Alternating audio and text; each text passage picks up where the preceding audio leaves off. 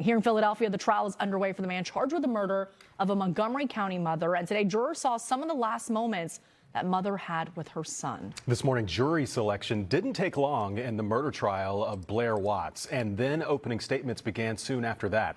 Watts is accused of killing his business partner and leaving her body behind an industrial facility in Montgomery County. NBC 10's Deanna Durante has been covering this case since it happened last January. She joins us live now from Norristown. Deanna?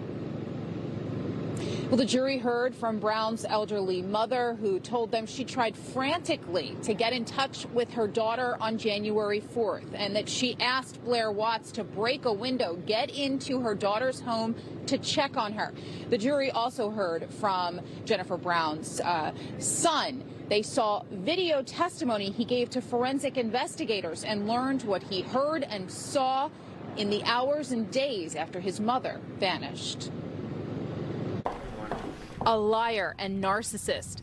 That's how prosecutor Kelly Lloyd describes Blair Watts, a man who had major financial problems. He had a wife and a girlfriend, and say on January 3rd, 2023, his lies caught up with him. Go Eagles, right?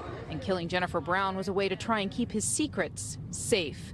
Prosecutors say Watts took Jennifer Brown's money and convinced her the pair were opening a restaurant, but say he spent very little of the $40,000 Brown gave him on that business venture. Instead, they say he shopped online, dined out, and used Brown's money to cover for his own bills. The jury saw Brown bring her son to the bus stop on January 3rd via a bus camera and watched video of Brown's son talking with investigators. He told them on January 3rd he expected his mom would be there to pick him up after school. Instead, Blair Watts was there. Noah told police that Watts said his mom was at the store and did not allow him to go inside his own home. Instead, he says Blair went into his Limerick house, got his iPad, but no change of clothes and no medication. That night, Noah slept at Watts' home. It was Watts who then drove him back to his Limerick home and put him on the bus in the morning, but did not bring him into his house to get his medicine. The boy's teacher testified that the 8-year-old was acting out, and he tried calling Jennifer multiple times. The jury saw 3 emails in which the teacher was trying to get a hold of Brown to find out if she could bring his medication to school, telling a jury it was highly unusual not to get a response. The teacher told the jury he called Jennifer's mother in New Jersey, who was also having trouble reaching her. And the bus driver was instructed to prevent the child from getting off the bus again and going with Blair Watts. Prosecutors say Watts did everything he could to control the narrative, to paint Jennifer in a bad light.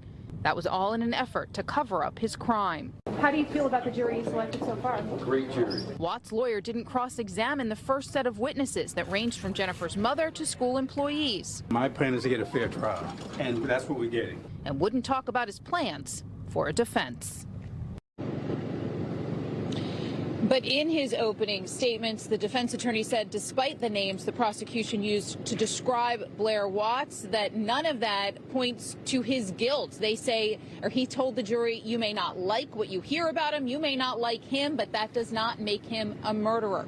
Now, the jury is expected to hear again from witnesses tomorrow, police officers, forensic experts, and also see body cam video of when officers first went into the home of Jennifer Brown. That's the very latest. Reporting live in Norristown, Deanna Durante, NBC 10 News.